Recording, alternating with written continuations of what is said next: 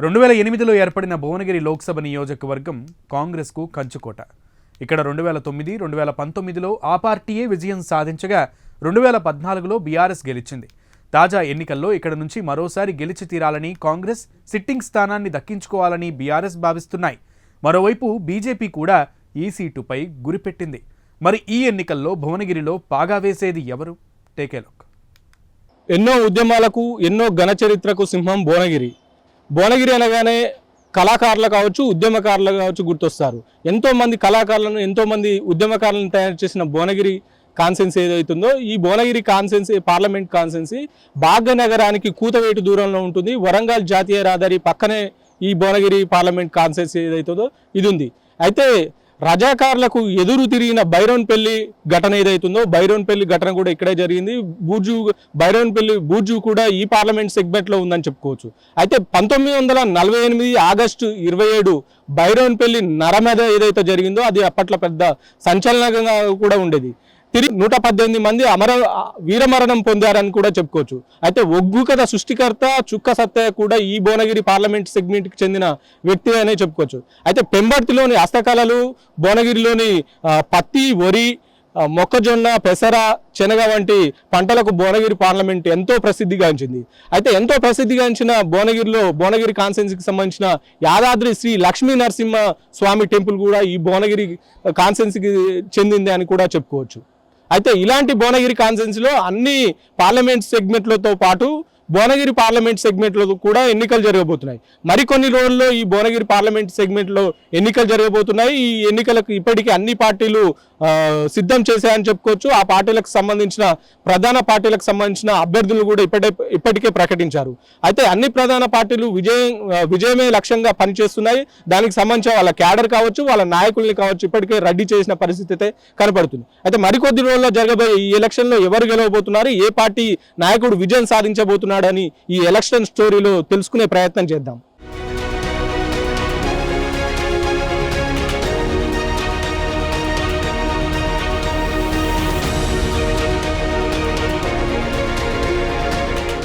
Bhuvanagiri parliament నియోజకవర్గంలో Bhuvanagiri, Aleru, Nakrekal, Thungathurthi, Munugode, ఇబ్రహీంపట్, Janagama assembly సెగ్మెంట్లున్నాయి. గత assembly ఎన్నికల్లో జనగామలో మాత్రం బీఆర్ఎస్ అభ్యర్థి గెలవగా మిగతా 6 నియోజకవర్గాల్లో కాంగ్రెస్ అభ్యర్థులే గెలిచారు.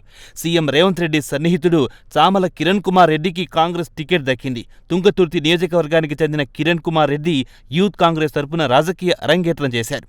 2005లో ఉమ్మడి ఆంధ్రప్రదేశ్ యూత్ కాంగ్రెస్ ప్రధాన కార్యదర్శిగా పనిచేశారు. కేంద్రంలో కాంగ్రెస్ అధికారంలో ఉన్న సమయంలో తమిళనాడు, కేరళ, లక్షద్వీప్, అండమాన్ నికోబార్ దీవులకు ఇన్ఛార్జిగా వ్యవహరించారు. 2021 నుంచి టీపీసీసీ ఉపాధ్యక్షుడిగా, మీడియా ఇన్ఛార్జిగా వ్యవహరిస్తున్నారు. బీఆర్ఎస్ పార్టీ బీసీ వర్గానికి చెందిన క్యామ మల్లేష్ను తమ అభ్యర్థిగా ప్రకటించింది. జరగబోయే పార్లమెంట్ ఎలక్షన్లలో భువనగిరి నియోజకవర్గం నుండి మా బీఆర్ఎస్ పార్టీ తరఫున క్యామ మల్లేష్ గారిని నిలబెట్టడం జరిగింది. ఖచ్చితంగా రేపు జరగబోయే ఎలక్షన్లో బీఆర్ఎస్ పార్టీ అభ్యర్థి క్యామ మల్లేష్ గారు అత్యధిక మెజార్టీతో గెలవబోతున్నారు. ఎందుకంటే మొన్ననే జరిగినటువంటి అసెంబ్లీ ఎలక్షన్లో అనేక రకాలైనటువంటి హామీలను ఇచ్చి ఆ హామీలని నమ్మి ప్రజలు కాంగ్రెస్ పార్టీకి ఓటు వేయడం జరిగింది. ఇప్పుడు వాళ్ళు 6 గ్యారంటీలు అని చెప్పి ఇవ్వడం జరిగింది. 6 గ్యారంటీలలో మహిళలకు ఉచిత బస్సు తప్ప మిగతా ఏ గ్యారంటీని కూడా అమలు చేయలేదు. రేపు ప్రజలందరూ కూడా ఎదురు చూస్తున్నారు. రేపు ఎలక్షన్లో కాంగ్రెస్ పార్టీకి ఓటు వేయమని ఇంటికి వెళ్తే వాళ్ళని చెంపచెల్లుమనే విధంగా జనాలందరూ కూడా ఎదురు చూస్తున్నారు వాళ్ళని అడగడానికి. ఏమని అంటే వాళ్ళు ఇస్తామన్న మహిళలకు ప్రతి నెల 2500 రూపాయలు ఇస్తామని చెప్పి ఎలక్షన్లో హామీ ఇచ్చారు. ఆ పథకం ఊసేలేదు ఇప్పుడు. అదేవిధంగా రైతాంగం విషయంలో చూసినట్లయితే రైతు బంధు పథకం కింద ఎకరానికి 15,000 రూపాయలు ఇస్తామని చెప్పారు. కానీ గత ప్రభుత్వం ఇచ్చినటువంటి 10,000 రూపాయలనే ఇప్పటి వరకు 5 ఎకరాల లోపు వ్యవసాయ రైతులకు కూడా పూర్తిగా ఇవ్వలేదు. మరి మిగతా రైతులకు ఇంకెప్పుడు ఇస్తారు?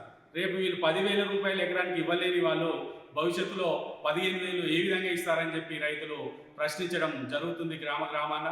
అదేవిధంగా రైతులు పండించినటువంటి పంటకు 500 రూపాయలు వాళ్ళు ఇస్తామని చెప్పారో ఆ 500 రూపాయల ముచ్చట ఊసే లేదు. ఇప్పుడు రైతులందరూ కూడా ఒడ్లో కల్లాలలో ఉన్నాయి.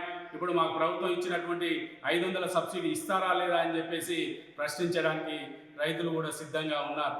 అదేవిధంగా కళ్యాణ లక్ష్మి పథకం కింద 1,00,000 రూపాయలతో పాటు తులం బంగారం పెడతామని చెప్పి ఎలక్షన్లో హామీ ఇచ్చారు.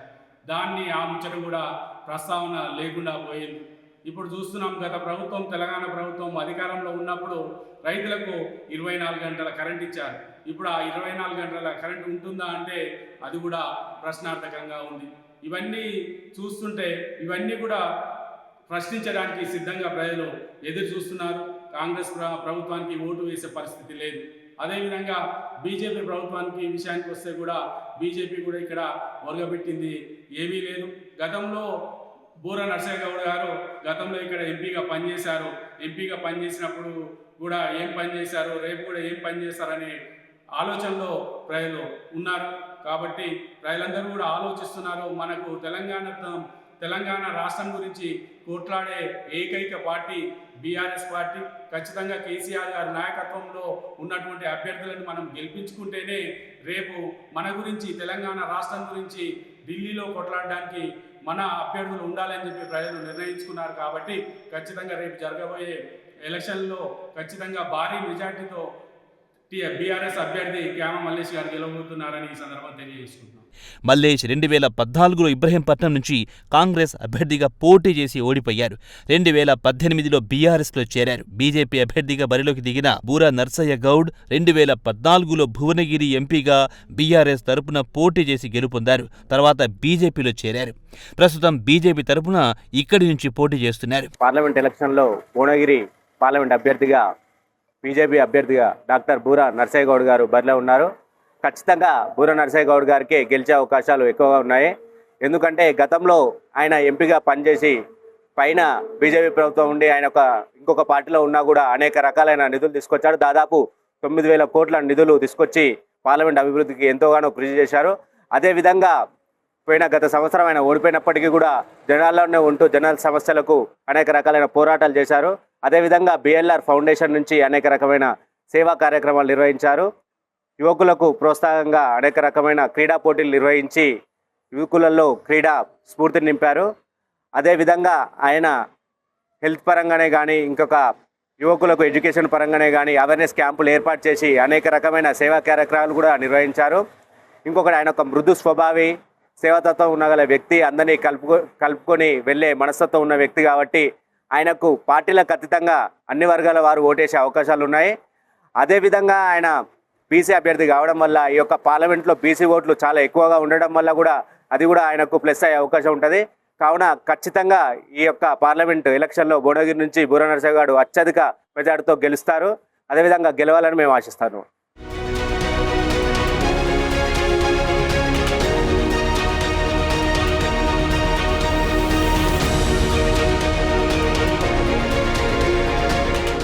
సామ కిరణ్ కుమార్ రెడ్డి ఆర్థికంగా సామాజిక పరంగా బలమైన అభ్యర్థి కావడం, మెజార్టీ ఎమ్మెల్యేలు కాంగ్రెస్ పార్టీ వారే కావడం తమకు లాభిస్తాయని కాంగ్రెస్ పార్టీ భావిస్తోంది. బీజేపీ అభ్యర్థి బూరా నర్సయ్య గౌడ్ వైద్యులుగా మంచి పేరు సంపాదించారు. ప్రత్యేక తెలంగాణ ఉద్యమంలో పాల్గొన్నారు. ఎంపీగా పనిచేసినప్పుడు బీబీనగర్కి ఎయిమ్స్ హాస్పిటల్ రావడంలో కృషి చేశారన్న పేరుంది.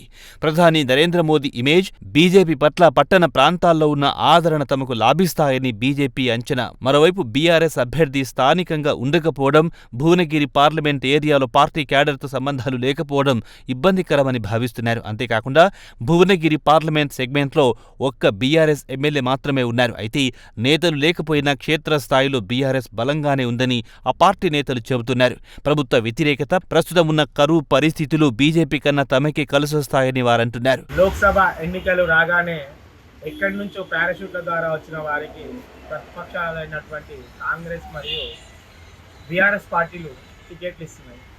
అదే భారతీయ జనతా పార్టీకి సంబంధించి గతంలో ఇక్కడ ఎంపీగా ఒకసారి తెలిసి ఒకసారి ఓడిపోయిన ప్రజల సమస్యలపైన కేంద్రీకృతమైన వ్యక్తికి భారతీయ జనతా పార్టీ టికెట్ ఇవ్వడం ఇక్కడ సంతోషదాయకం. ఇక్కడ ఉన్నటువంటి సమస్యలపైన ఇక్కడ పోటీ చేసే వ్యక్తులకు ఏ విధమైన ఆలోచన ఉందనేది కూడా ప్రజల దృష్టికి తీసుకుంటారు.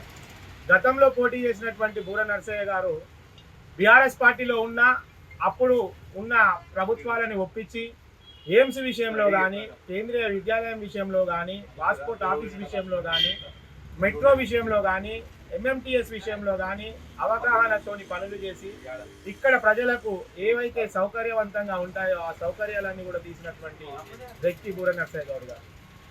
కానీ మేము విద్యార్థి ఉద్యమాలలో పోరాటం చేసినామని చెప్పేసి ఒక వ్యక్తిని తీసుకొని వచ్చేసి ఈ భువనగిరి ప్రజలపైన మోపడం ఎంతవరకు సమంజసమో రేవంత్ రెడ్డి గారు, కాంగ్రెస్ ప్రభుత్వం ఆలోచన చేయాలి. అదేవిధంగా ఇప్పటి వరకు ఎక్కడ కూడా ఈ నియోజకవర్గంతో, ఈ పార్లమెంట్ నియోజకవర్గంతో సంబంధం లేకుండా ఎప్పుడు ఈ ప్రాంతంలో కనిపించనిటువంటి క్యామ మల్లేశం గారు బీఆర్ఎస్ అంటే ఇక్కడ రాష్ట్రం ప్రభుత్వం కోల్పోయినాం అని వాళ్ళ దగ్గర పోటీ చేయడానికి కూడా అభ్యర్థులను కరువైనటువంటి భారత రాష్ట్ర సమితి ఒక క్యామ మల్లేశం గారిని ఒక బీసీ పైన ఇంకో బీసీని పెట్టి ఎవరికి లాభం చేసే ఉద్దేశంతో పోటీలో ఉంచుతున్నారో బీఆర్ఎస్ ఒకసారి ఆలోచన చేయాలి. గతంలో మీతో పాటు ఉద్యమాల్లో పాలు పంచుకొని తెలంగాణ రాష్ట్రం ఏర్పాటు కోసం ఆయన చేస్తున్నటువంటి వృత్తిని కూడా పక్కన పెట్టి ఉద్యమాలలో మీతో పాటు పనిచేసిండు బూర నర్సయ్య సార్. బూర నర్సయ్య గారికి అవకాశం వచ్చినప్పుడు మీరు క్యాండిడేట్ విషయంలో బీసీని కాకుండా మరి గతంలో మాదిరిగా రెడ్డినో విలమనో ఎందుకు తీసుకురాలేదు? అంటే ఒక బీసీని ఓడగొట్టాలని చెప్పేసి మీరు ఆలోచన చేస్తున్నారా? ఈ రెండు కూడా కాంగ్రెస్ కానీ బీఆర్ఎస్ కానీ వాళ్ళ ఆలోచన విధానం ఏ విధంగా ఉంది, ప్రజల సమస్యల పైన వాళ్ళ ఆలోచన ఏ విధంగా ఉంది అనేది ఒకసారి ఆలోచన చేయాలి. ఖచ్చితంగా భారతీయ జనతా పార్టీకి సంబంధించిన అభ్యర్థి బూర నర్సయ్య గారు ఈసారి పార్లమెంట్లో కూర్చోవడం తథ్యం. ఇకనైనా వాళ్ళ ఆలోచన మానుకొని ఆ క్యాండిడేట్కు ఏ విధంగా సపోర్ట్ చేయాలనో ఆ విధంగా సపోర్ట్ చేసి ఈ తెలంగాణ అభివృద్ధిలో భాగస్వాములు కావాలని చెప్పేసి భారతీయ జనతా పార్టీ తరఫు నుంచి నేను కోరుకుంటున్నాను. గతంలో ఎంపీగా ఉన్న అనుభవంతో బూర నర్సయ్య గారు ఏం తీసుకొస్తారు అనేది ఒక మేనిఫెస్టో ప్రకారం ఆయన ఆలోచన విధానం అన్ని రకాలుగా చెప్తున్నా. ఇప్పటి వరకు పోటీ చేస్తామంటున్నటువంటి కాంగ్రెస్ కానీ అదేవిధంగా బీఆర్ఎస్ సంబంధించిన అభ్యర్థులు కానీ వాళ్ళకి అసలు ఈ ప్రాంతానికి ఏం తీసుకురావాలనేది కూడా ఆలోచన లేని విధంగా ఉంది. ప్రజలు ఒకసారి గమనించి భారతీయ జనతా పార్టీకి ఓటేసేసి బూర నర్సయ్య గారిని పార్లమెంటుకు పంపాలని చెప్పేసి కోరుతున్నాను.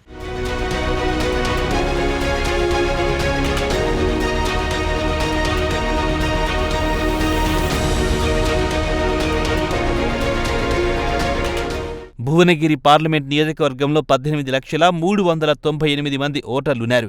2019 పార్లమెంట్ ఎన్నికల్లో ఇక్కడ 74.48% పోలింగ్ నమోదయ్యింది. కాంగ్రెస్ అభ్యర్థి కోమటిరెడ్డి వెంకటరెడ్డి బీఆర్ఎస్ అభ్యర్థి బూర నర్సయ్య గౌడ్పై 5,119 ఓట్ల మెజార్టీతో గెలిచారు.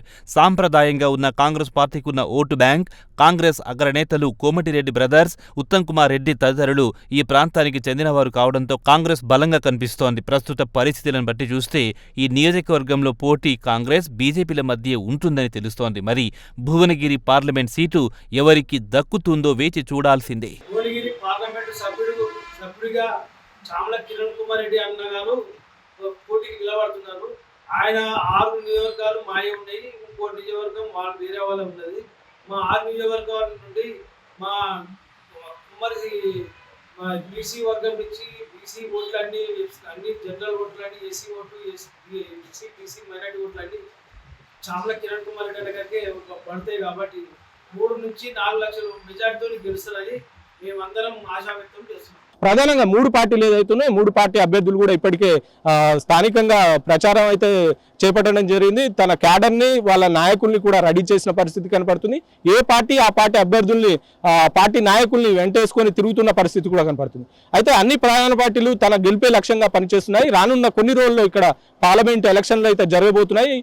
చూద్దాం అయితే ఏ పార్టీ విజయం సాధిస్తుంది, ఏ పార్టీ అభ్యర్థి ఇక్కడ ఎంపీగా గెలుపొంది నిలుస్తారని మరికొద్ది రోజుల్లో తెలియాల్సి ఉంది. కెమెరామ్యాన్ శంకర్తో శంకర్, ప్రైమ్ 9 న్యూస్, నల్గొండ.